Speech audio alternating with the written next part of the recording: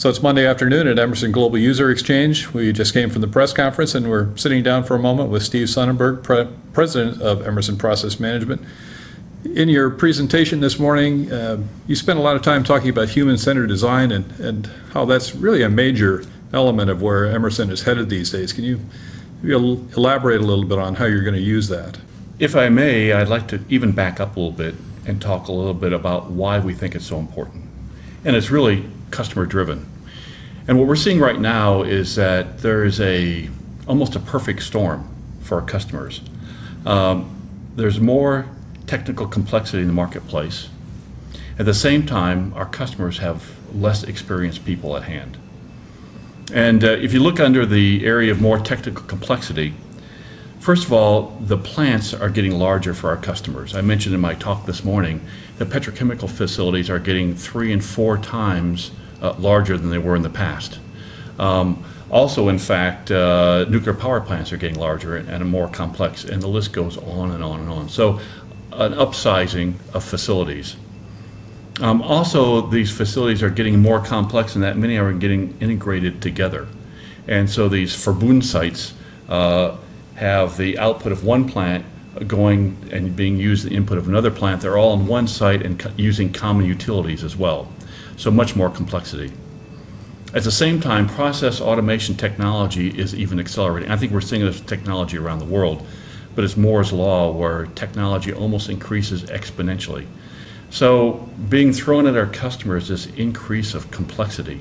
So the other issue here for our customers is allow them to have less experienced people. 40% of the petroleum workers are nearing retirement. In fact, I had dinner with a friend of mine last night who works for a major oil company. He's retiring, and many of his friends are retiring. And in fact, the company is offering early retirement for them. This is happening across our industry. So a lot of the knowledge is literally walking out the door and not coming back again. Also, there's a lack of experience in many of the areas where we're building a lot of the new projects. If I look at my top 25 list of projects, let's say, that are going to occur in the next 2 years, many of them are occurring where we don't have skilled people.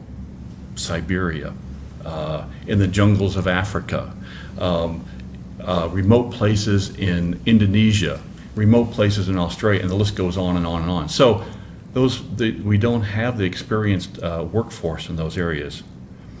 And also, it takes years of experience before people working in our industry are able to take, let's say, risk decisions.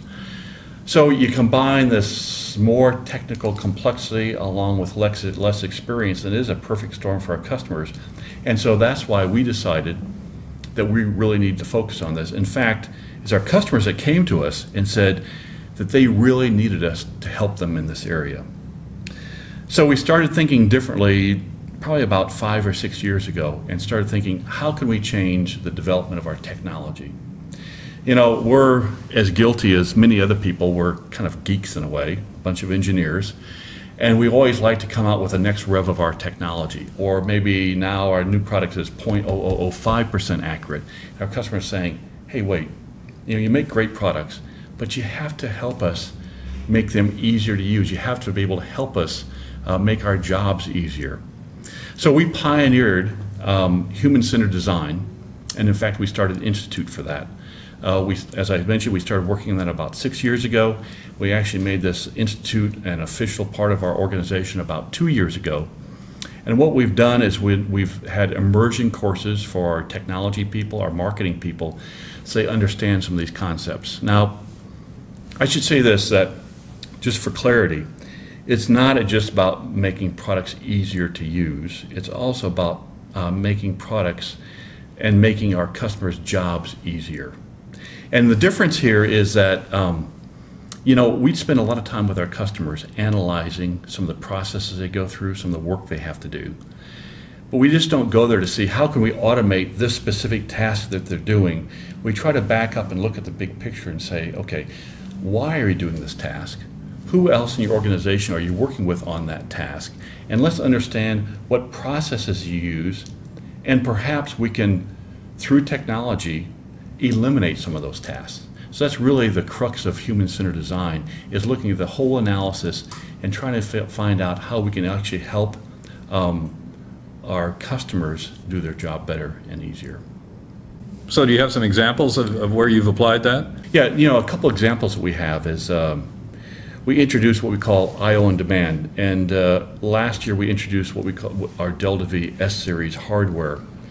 And in that case, we weren't just revving the product, but we were trying to revolutionize how we do project engineering. Because we found out it was a real pain for our customers because their project schedules are so rigid. And so now with our I/O on demand capability, and the use of our CHARMS technology, we're able to give them much more flexibility during project design and allow them to make changes up to the very end, saving them quite a bit of time and money in terms of re-engineering and wiring. Another example we have is device dashboards. And as plants get larger and larger, it used to be 15 to 20,000 points of I/O was a pretty big plant. Now we're getting to 50,000 I/O points, even 100,000 I/O points. So it's pretty tough for these reliability engineers and maintenance engineers to keep up with all this. So now with the device dashboards, what we've done is we've taken software and make it very easy to display on the screen so they can know exactly where the trouble points are in their plant, and not just know where they are, but be able to understand what they need to do to be able to fix them very quickly. And lastly, and I think you heard this in the press conference today, we have AMS Suite for Asset Performance Management.